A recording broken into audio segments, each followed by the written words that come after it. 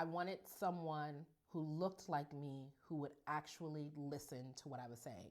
Not hear me, but listen, understand, and then think about how Black bodies are different than other bodies, right? How Black women are oftentimes unheard, how our pain levels are oftentimes mistaken for a higher tolerance.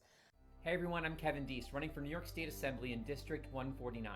This week is Black Maternal Health Week, and I recently sat down with my incredible friend, Tricia Ilogu.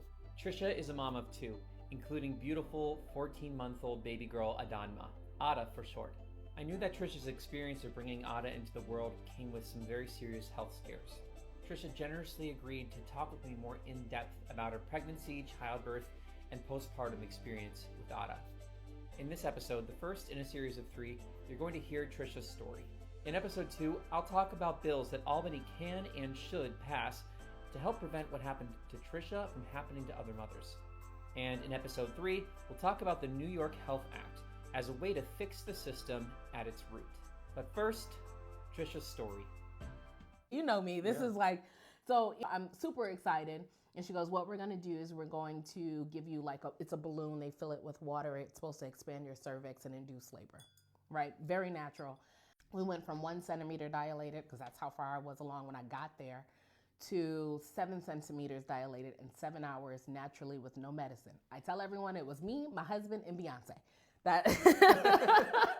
Before we got to 10 centimeters, my doctor, her shift ended.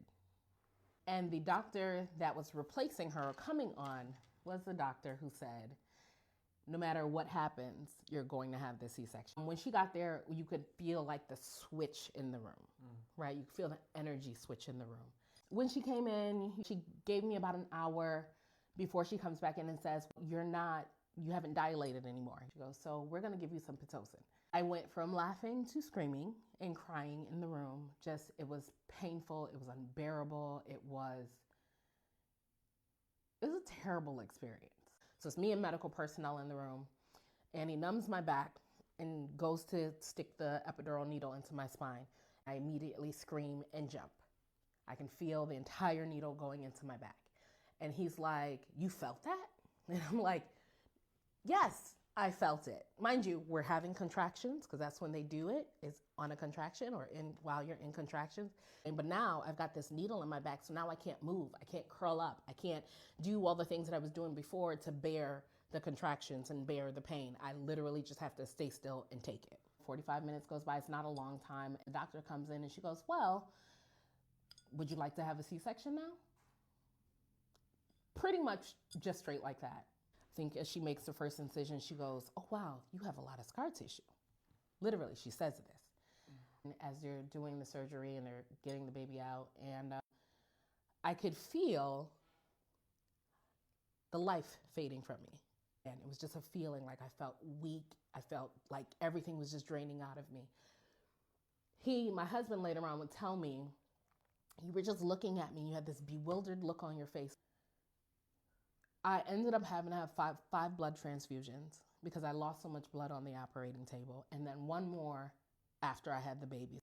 Almost 2 months, I slept in a chair because I literally just could not lay down. Like the incision, they cut through the scar tissue, sewed me back up right across the same scar from when I had my first son. I could not extend myself straight. But if you listen to the doctors, it's perfectly fine. You're healing wonderfully. You know, what it boiled down to was the doctor that I ended up having had a plan. That you didn't have a say in. That I didn't have a say in. Tricia is here. Precious Ada is here, and she's amazing and healthy. But this is not an isolated story.